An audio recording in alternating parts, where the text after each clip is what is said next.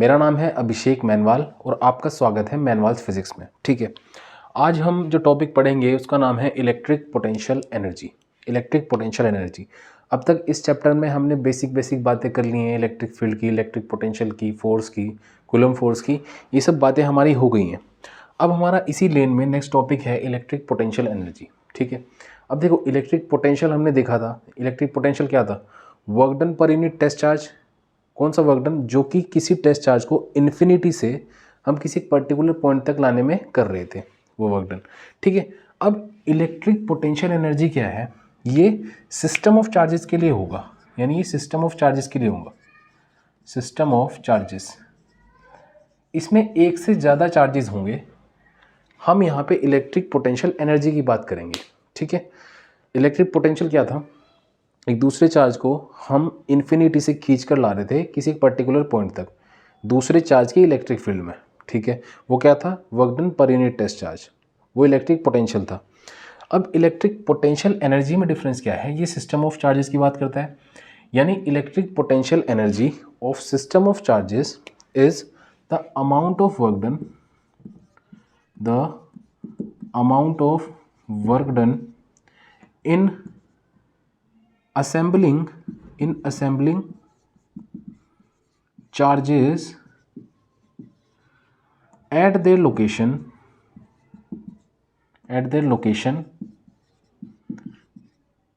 bringing them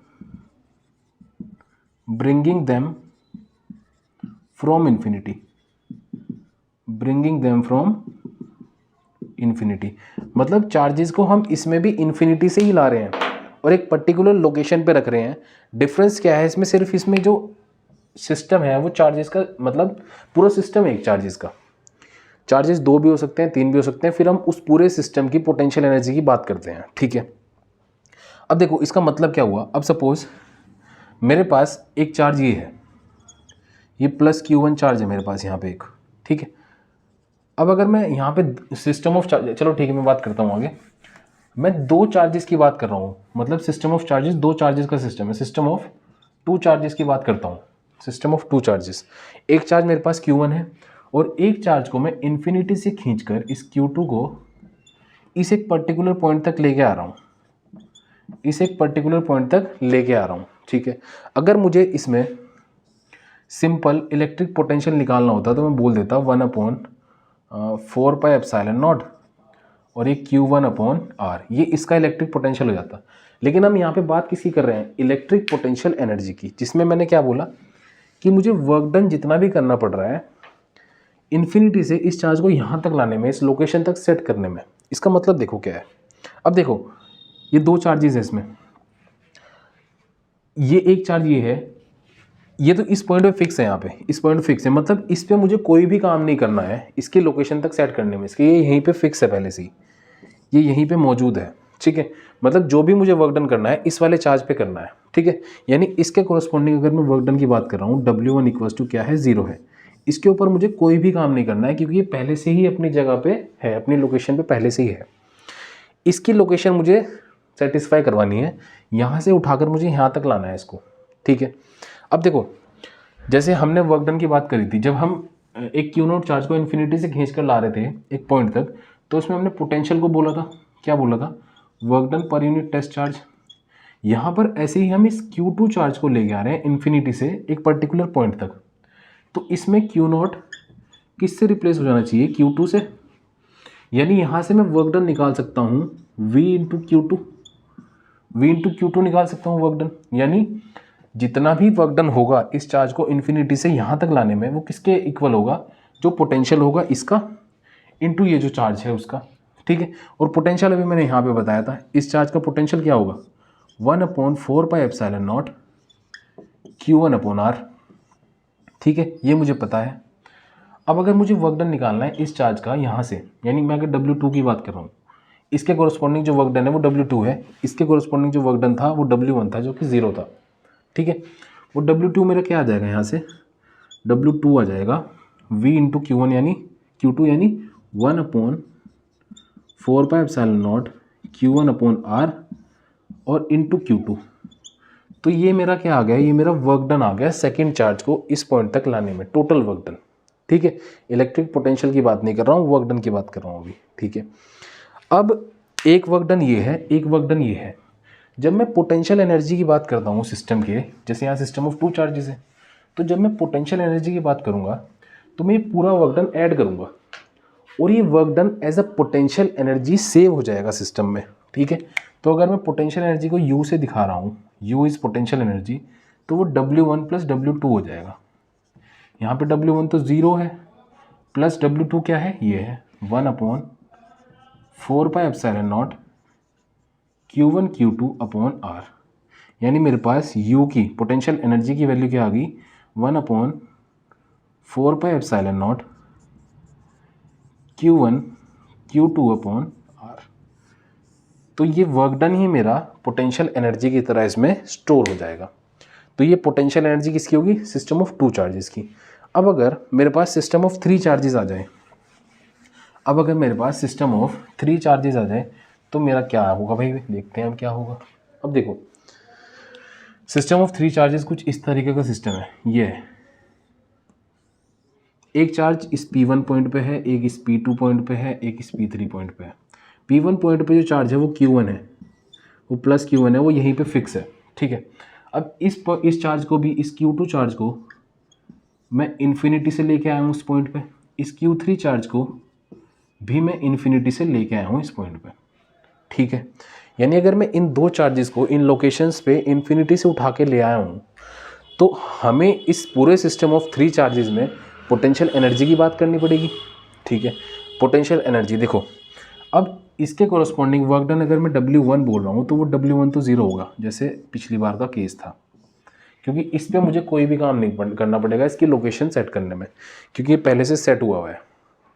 ठीक है, जो भी वर्क डन होगा वो इन 2 केसेस में होगा, जो भी वर्क डन होगा वो इन 2 केसेस में होगा। मतलब अब इसकी वजह से इस पॉइंट पे भी पोटेंशियल होगा, इसकी वजह से इस पॉइंट पे भी पोटेंशियल होगा। ठीक है, अगर मैं इसकी वजह से Q1 की वजह से एट P2 बोल रहा हूँ, एट P2 जो मेरा पोटेंशियल है मैं V1 बोल रहा हूँ, वो V1 क्या हो जाएगा, 1/4πε0, इसको मैं बोल देता हूँ R12, इसको मैं बोल देता हूँ R13, इसको मैं बोल देता हूँ R23। ये डिस्टेंस है यहाँ से यहाँ तक का R12, यहाँ से यहाँ तक का R13, यहाँ से यहाँ तक का R23। ठीक है, अब मैं क्या बोल रहा हूँ, मैं पहले ये वाला चार्ज लेके आ रहा हूँ इन्फिनिटी से। ठीक है, यानी यहाँ इस प्लस Q1 की वजह से इस पॉइंट पे एक पोटेंशियल होगा, वो मैं V1 बोल रहा हूँ, और वो किसके इक्वल होगा, 1/4πε0 Q1 अपॉन R12 के इक्वल होगा। ठीक है, यानी इसकी वजह से इस पॉइंट पे मुझे पोटेंशियल मिल गया है। अगर मुझे इस Q2 पे कितना वर्क डन करना है इन्फिनिटी से इस पॉइंट तक लाने के लिए, मैं वो निकाल सकता हूँ। उसको मैं W2 से अगर डिनोट करूँ, ये मैं इसको भी V2 को बोल देता हूँ, लो ये V2 हो जाएगा। इसकी वजह से यहाँ पे इस पॉइंट पे P2 पॉइंट पे जो पोटेंशियल है वो V2 है, वो इतनी है। अगर मुझे इस Q2 चार्ज पे कितना काम करना है वो निकालना है यहाँ तक लाने के लिए, तो मैं सिंपली ऐसे निकाल सकता हूँ V2 इंटू Q2, अभी देखा था हमने पीछे। ठीक है, तो वो क्या हो जाएगा, V2 क्या है, 1/4πε0 Q1 और एक Q2 अपॉन R12। तो यानी मेरे पास W2 भी आ गया, एक W2 मेरे पास ये आ गया। ठीक है, अब देखो ये चार्ज यहाँ पे आ गया, ये चार्ज यहाँ पे सेट हो गया। ठीक है, अब इसकी वजह से, इस चार्ज की वजह से इस पॉइंट पे भी तो पोटेंशियल होगी एक, इस चार्ज की वजह से इस पॉइंट पे पोटेंशियल होगी, तो मैं बोल देता हूँ प्लस Q1 चार्ज की वजह से जो P3 पे पोटेंशियल है वो V3 है, और वो 1/4πε0 Q1 अपॉन R13 है, कोई दिक्कत नहीं है इसमें। ठीक है, यानी इस चार्ज की वजह से इस पॉइंट पे पोटेंशियल इतनी है। ठीक है, अब अगर इस पॉइंट पे मुझे पोटेंशियल मिल गई है, अब अगर इस पॉइंट पे मुझे पोटेंशियल मिल गया है, तो मैं इस Q3 को इन्फिनिटी से लाने में जो वर्क डन करना पड़ेगा वो निकाल सकता हूँ। वो अगर W3 है तो वो V3 इंटू Q3 हो जाएगा, और वो सिंपली आ जाएगा 1/4πε0 Q1 और Q3 अपॉन R13। ठीक है, तो ये W3 आ गया। ठीक है, W2 मेरे पास मेरा आया हुआ है, वो क्या था 1/4πε0 Q1 Q2/R12। W2 मेरा ये आया हुआ है और W1 मेरा 0 है। बताओ इतना काम हो गया, कंप्लीट हो गया? नहीं हुआ कंप्लीट। अभी देखो, अब ये चार्ज यहाँ पे भी तो आ गया था ना, ये सेकंड वाला चार्ज आ गया था सपोज पहले।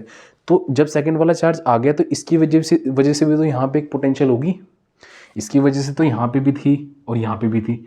अब जब ये दूसरे नंबर पे चार्ज यहाँ पे आ गया तो इस पॉइंट पे इसकी वजह से पोटेंशियल है, इसकी वजह से पोटेंशियल है, तो इसकी वजह से भी तो निकालनी पड़ेगी। तो यहाँ पे ये आता है कि due two plus Q2 charge potential जो P3 पे होगी वो क्या होगी, मैं बोल देता हूँ उसको V23 बोल देता हूँ। लो V23 क्या होगा, वो होगा 1/4πε0 Q2 आएगा, क्योंकि Q2 की बात कर रहे हैं, Q2/R23। तो यानी इस चार्ज की वजह से इस पॉइंट पे पोटेंशियल आ गया। ठीक है, यानी मैं W उसके कोरस्पॉन्डिंग में निकाल सकता हूँ। तो इसके कोरस्पॉन्डिंग वाला W में बोल देता हूँ W23, और वो V23 इंटू Q3 आ जाएगा। तो सब अब कंप्लीट मेरे पास W जो आ गया वो ये आ गया 1/4πε0 Q2 Q3/R23, और ये W23 हो गया। इसको हम सपोज W4 नाम दे देते हैं ताकि हम अपना वो कवर कर लें। W1 ये हो गया, W2 ये हो गया, W3 ये हो गया, W4 ये आ गया मेरे पास। ठीक है, तो अब हम इस पूरे सिस्टम की टोटल पोटेंशियल एनर्जी निकाल सकते हैं। टोटल पोटेंशियल एनर्जी कैसे निकलेगी, सिंपली जितने भी वर्क डन हुए हैं उन सबको ऐड कर देंगे, जितने भी वर्क डन हुए हैं उन सबको ऐड कर देंगे। तो पोटेंशियल एनर्जी U किसके इक्वल आ जाएगी, W1 plus W2 plus W3 plus W4। ठीक है, सिंपली ऐड कर दो। सिंपली ऐड करेंगे तो U क्या आएगा, W1 तो 0 है, W2 1/4πε0 Q1 Q2/R12। ठीक है, W3 1/4πε0 Q1 Q3/R13 plus W4 क्या है, ये आया है 1/4πε0 Q2 Q3/R23। तो ये आ गया। इसमें से हम जब कॉमन निकाल के सारी बात कर लेंगे तो 1/4πε0 कॉमन आएगा बाहर, और इस तरह की कुछ बात हो जाएगी Q1 Q2/R12 Q1 Q3/R13 plus Q2 Q3/R23, ये 3 है। तो ये मेरे पास पोटेंशियल एनर्जी आ जाएगी इस सिस्टम ऑफ चार्ज के लिए। ठीक है, जब सिस्टम ऑफ 3 चार्जेस होगा तो पोटेंशियल एनर्जी हम ऐसे निकाल सकते हैं। इतनी बात क्लियर है। अब एक क्वेश्चन मैं दे देता हूँ, अगर वो आपसे हो पाए तो वो कर लेना, अगर नहीं हो पाए तो कमेंट में बता देना और मैं उसको नेक्स्ट लेक्चर में सॉल्व करके दिखा दूंगा। अब सपोज मेरे पास सिस्टम जो है वो 4 चार्जेस का है, system of 4 charges, system of 4 charges है। ठीक है, सिस्टम ऑफ 4 चार्जेस, इसका मतलब अब मेरे पास कुछ इस तरह की बात है। ठीक है, अब मेरे पास इस तरह की बात है, ये भी A है, ये भी A है, ये भी A है, ये भी A है, स्क्वायर है, ये लगने काबिल, लेकिन इस तरह कुछ मेरे पास सिस्टम है। ये A B C D, ये इस पे प्लस Q1 चार्ज होगा स्टार्टिंग में, और इन सभी पॉइंट पे मैं यहाँ पे Q2 चार्ज लेके आऊँगा, Q3 Q4। अब इस पूरे सिस्टम की मुझे इलेक्ट्रिक पोटेंशियल एनर्जी निकाल कर दिखानी है। ठीक है, अगर ये हो पाए तो बढ़िया है, बाकी अगर अब नहीं हो पाए आपसे तो ये कमेंट सेक्शन में आप बता सकते हैं, हम नेक्स्ट लेक्चर में इसको सॉल्व कर देंगे। ठीक है, अब जल्दी से हम अपने नेक्स्ट टॉपिक पे बढ़ जाते हैं, जो कि एक अच्छा टॉपिक है और उसका नाम है इलेक्ट्रिक पोटेंशियल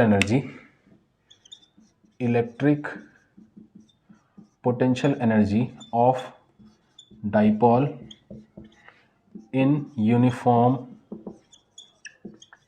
इलेक्ट्रिक फील्ड। यार ये यूनिफॉर्म इलेक्ट्रिक फील्ड, डाइपोल, कुछ सुना सा लग रहा है। हमने कुछ इस तरह की बात की थी कि हमारी एक यूनिफॉर्म इलेक्ट्रिक फील्ड है इस डायरेक्शन में ऐसे, और उसमें एक डाइपोल पड़ा था, उसमें एक डाइपोल पड़ा था कुछ इस तरीके का, ये नेगेटिव चार्ज था, ये पॉजिटिव चार्ज था, ये इलेक्ट्रिक फील्ड थी मेरी इस डायरेक्शन में। ठीक है, तो हमने बात की थी इसमें टॉर्क होना डाइपोल की, हमने वहाँ से टॉर्क निकाला था, क्या टॉर्क इक्वल्स टू ये निकाला था ना P क्रॉस E, या फिर टॉर्क का जो मैग्नीट्यूड आ गया था वो PE साइन थीटा आ गया था, अगर ये इसके साथ थीटा एंगल बना रहा था, ऐसा कुछ हमने बात कर ली थी। अब यही डाइपोल इलेक्ट्रिक फील्ड में पड़ा है, ऐसे ही सेम केस है, बस अब मुझे इसकी पोटेंशियल एनर्जी निकालनी है, अब मुझे इसकी पोटेंशियल एनर्जी निकालनी है। ठीक है, कोई दिक्कत नहीं है। अब देखो, जब हम वर्क डन की बात करते हैं ना ट्रांसलेशनल मोशन में, जब हम वर्क डन की बात करते हैं तो हम बोलते हैं कि force into displacement, force into displacement की बात करते हैं। ठीक है, और जब रोटेशनल मोशन हो रहा होता है, रोटेशनल मोशन की बात करते हैं जब, तो हम जब उसमें वर्क डन की बात करते हैं ना, तो रोटेशनल मोशन में फोर्स की जगह कौन लेता है, टॉर्क लेता है भाई, टॉर्क लेता है फोर्स की जगह। और जो डिस्प्लेसमेंट होता है, जो ट्रांसलेशनल डिस्प्लेसमेंट होता है, लीनियर डिस्प्लेसमेंट होता है, उसकी जगह कौन लेता है, एंगुलर डिस्प्लेसमेंट डी थीटा। तो हमारा वर्क डन रोटेशनल वाले केसेस में कुछ इस तरह से दिखता है हमें। तो वर्क डन जब रोटेशन हो रहा होगा तो टॉट डी थीटा होगा, क्योंकि ट्रांसलेशन वाले केस में वो एफ डी आर होता है। ठीक है, बिल्कुल सही है। अब देखो, मैंने यहाँ पे रोटेशन की बात क्यों की, मैंने रोटेशन की बात इसलिए की क्योंकि हमें अपने एक्सपीरियंस से पता है कि जब टॉर्क, जब कोई भी डाइपोल इस इलेक्ट्रिक फील्ड में रखा है तो वो रोटेशन दिखाएगा। ये ऐसे रखा था तो रोटेशन कर रहा था, हमने लास्ट लेक्चर में देखा हुआ है। तो यानी हमें पता है क्या क्या इसमें से, torque equals to PE sine theta और work done equals to torque d theta. ये चीज़ें हमने देख ली हैं अभी, ये चीज़ें हमने देख ली हैं अभी। इन चीज़ों का ही इस्तेमाल करते हुए हम आगे बढ़ेंगे। इसमें हम क्या करते हैं, हम वर्क डन की बात अगर करें इसमें, तो DW अगर वर्क डन है तो वो टॉ डी थीटा होगा, मैंने बताया अभी टॉ डी थीटा होगा।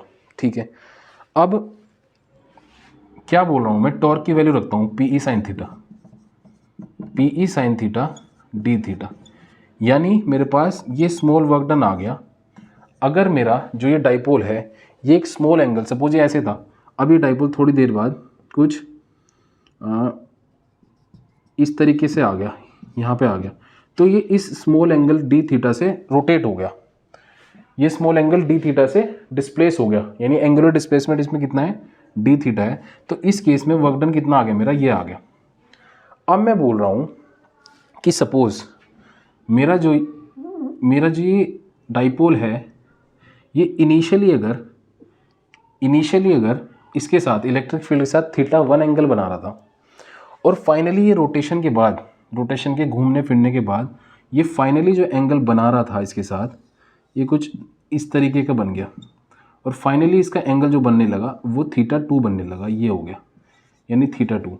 यानी इनिशियल एंगल कितना था, इनिशियल एंगल कितना था θ1, और फाइनल एंगल कितना था θ2। ठीक है, तो इनिशियल एंगल θ1, फाइनल एंगल θ2, मतलब ये θ1 था और ये इतना घूम गया इसमें, तो ये θ2 बना रहा है इलेक्ट्रिक फील्ड के साथ। अगर मैं इस θ1 से θ2 की डिस्प्लेसमेंट में टोटल वर्क डन निकालना चाहूँ तो क्या करूँगा मैं सिंपल इसको इंटीग्रेट कर दूंगा, दोनों साइड, इंटीग्रेट बोथ साइड। अगर मैं इसको इंटीग्रेट करूँगा तो मेरे पास टोटल वर्क डन आ जाएगा, अगर मैं वर्क डन पूरा इंटीग्रेट कर दूंगा तो टोटल वर्क डन आ जाएगा मेरे पास। और अगर मैं इसका इंटीग्रेशन करूँगा तो PE sine theta D theta अगर मैं लिख रहा हूँ, यानी थीटा में मेरा इंटीग्रेशन है, तो मुझे यहाँ पे लिमिट्स डालनी पड़ेंगी थीटा की। इनिशियल लिमिट थीटा की क्या है θ1, फाइनल लिमिट थीटा की क्या है θ2, ये मैंने यहाँ पे दिखा दिया अभी। Initial limit θ1, final limit θ2। ठीक है, अब देखो इसमें हम आगे बढ़ते हैं और इसको सॉल्व करते हैं, इसको सॉल्व करते हैं। देखो वर्क डन ये आ गया। अब ये वर्क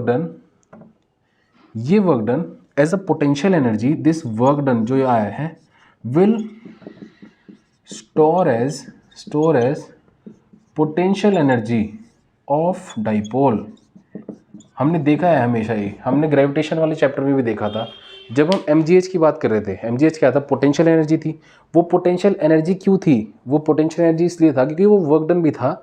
अगर हम अगेंस्ट द ग्रेविटी वर्क करके इस ऑब्जेक्ट को ऊपर ला रहे हैं तो वर्क डन ही तो था। यहाँ से यहाँ तक लाया मैं इसको, तो ये वर्क डन ही था। और ये वर्क डन इस बॉडी की पोटेंशियल एनर्जी की तरह स्टोर हो गया था। इसी तरीके से जो मैं वर्क डन कर रहा हूँ, इसको इतना रोटेशन लाने में, इसको इतना रोटेट कराने में, वो work done will store as potential energy of the dipole. तो यानी इस W को मैं U लिख सकता हूँ, यानी पोटेंशियल एनर्जी। और ये पोटेंशियल एनर्जी इसके इक्वल आ गई θ1 θ2 PE sine theta D theta. ठीक है, PE sine theta D theta. अब इतनी चीज़ आ गई मेरे पास। अब मैं इसका इंटीग्रेशन कर देता हूँ दोनों तरफ, मतलब इसमें से P और E तो बाहर आ जाएगा। θ1 θ2 साइन थीटा डी थीटा, इसका इंटीग्रेशन। साइन थीटा का इंटीग्रेशन होता है minus cos theta. Sine theta का इंटीग्रेशन होता है माइनस कॉस थीटा। तो PE माइनस कॉस थीटा और लिमिट्स रख देंगे θ1 से θ2। और लिमिट्स रखने के बाद फाइनली मेरे पास जो ये आ जाएगा वो आ जाएगा cos θ1 माइनस cos θ2। तो मेरे पास ये क्या आ गया? ये पोटेंशियल एनर्जी आ गई। ये पोटेंशियल एनर्जी आ गई किसकी? डाइपोल की। ये मेरे पास ये केस आ गया। ये कितनी आई? PE cos θ1 minus θ2। अब अगर मैं बोल रहा हूँ कि इनिशियली मेरा जो डाइपोल है वो इसके साथ 90 डिग्री एंगल पे है। इनिशियली यानी θ1 जो है मेरा, initially dipole is perpendicular to electric field. Perpendicular to electric field मतलब इनिशियली, मतलब θ1 इनिशियल एंगल क्या था? θ1, यानी θ1 इक्वल्स टू 90 डिग्री है भाई। अगर θ1 90 डिग्री है तो यहाँ पे 90 डिग्री हम डाल सकते हैं, यानी मेरे पास u की वैल्यू क्या आ जाएगी। और फाइनली इनिशियली तो ये है, फाइनली रोटेशन के बाद सपोज वो θ2 एक जनरल एंगल है थीटा। इनिशियली ये है और फाइनली ये है कि θ2 को मैंने थीटा बोल दिया, एक जनरल एंगल। ठीक है, अब यानी अगर मैं ये दोनों वैल्यूज़ यहाँ पे रखूँ तो मुझे क्या मिलेगा? मुझे u की वैल्यू मिलेगी जो कि होगी PE cos θ1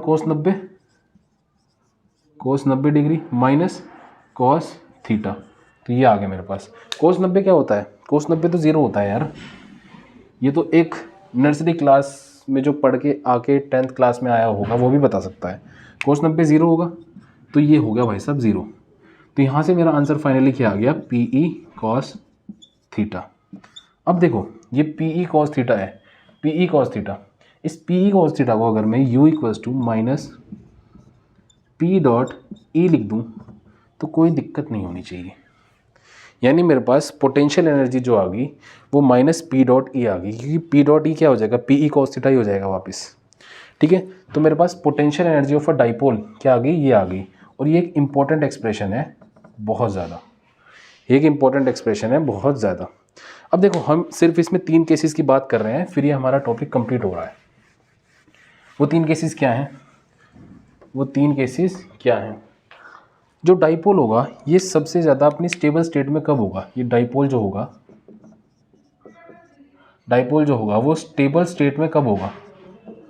स्टेबल स्टेट में कब होगा? जब इसकी पोटेंशियल एनर्जी मिनिमम होगी। यानी पोटेंशियल एनर्जी जब इसकी मिनिमम होगी तो ये अपनी स्टेबल स्टेट में होगा। और पोटेंशियल एनर्जी मिनिमम यहाँ से देख के हम क्या बता सकते हैं? पोटेंशियल एनर्जी मिनिमम कब होगी? यानी U मिनिमम कब होगा? जब U सीधा सीधा माइनस PE के इक्वल आ जाए, यानी cos थीटा सीधा सीधा 1 के इक्वल हो जाए, यानी थीटा सीधा सीधा 0 के इक्वल हो जाए। तो जब थीटा इक्वल्स टू 0 डिग्री होगा तो डाइपोल जो होगा वो अपनी स्टेबल स्टेट में होगा सबसे। ठीक है, थीटा 0 इक्वल्स टू अगर है तो मेरा डाइपोल जो है वो अपनी स्टेबल स्टेट में है, मिनिमम एनर्जी है उसकी। सेकेंड केस, ये जो डाइपोल है ये अपनी अनस्टेबल स्टेट में कब होगा? यानी मैक्सिमम अनस्टेबल डाइपोल जो होगा उसकी जो स्टेट होगी वो अनस्टेबल होगी, अनस्टेबल मैक्सिमम वैल्यू तक। वो कब होगा? जब इसकी पोटेंशियल एनर्जी मैक्सिमम हो जाए। इसकी पोटेंशियल एनर्जी अगर मैक्सिमम हो जाए तो ये मैक्सिमम अनस्टेबल होगा, ठीक है। और ये कब होगा? जब u जो होगा, जो कि u क्या था, u ये था ना माइनस पीई कॉस थीटा। अगर ये वन मुझे करना है, u इक्वल्स टू पी, ये क्या है, मैक्सिमम वैल्यू है, यानी कॉस थीटा की वैल्यू कितनी होनी चाहिए, -1 होनी चाहिए, यानी थीटा की वैल्यू 180 डिग्री होनी चाहिए। तो यानी थीटा की वैल्यू जब 180 डिग्री होगी, जो मेरा डाइपोल होगा वो सबसे ज़्यादा अनस्टेबल होगा, ठीक है, सबसे ज़्यादा अनस्टेबिलिटी होगी इसमें, ठीक है। और पोटेंशियल एनर्जी की लास्ट केस बचा है। पोटेंशियल एनर्जी मेरी ज़ीरो कब होगी? पोटेंशियल एनर्जी मेरी ज़ीरो कब होगी, यानी u इक्वल्स टू मेरा ज़ीरो कब होगा, यानी minus P E cos theta zero कब होगा, जब सीधा सीधा theta is equals to 90 degree होगा। तो मेरा इस केस में पोटेंशियल एनर्जी ज़ीरो हो जाएगी, ठीक है।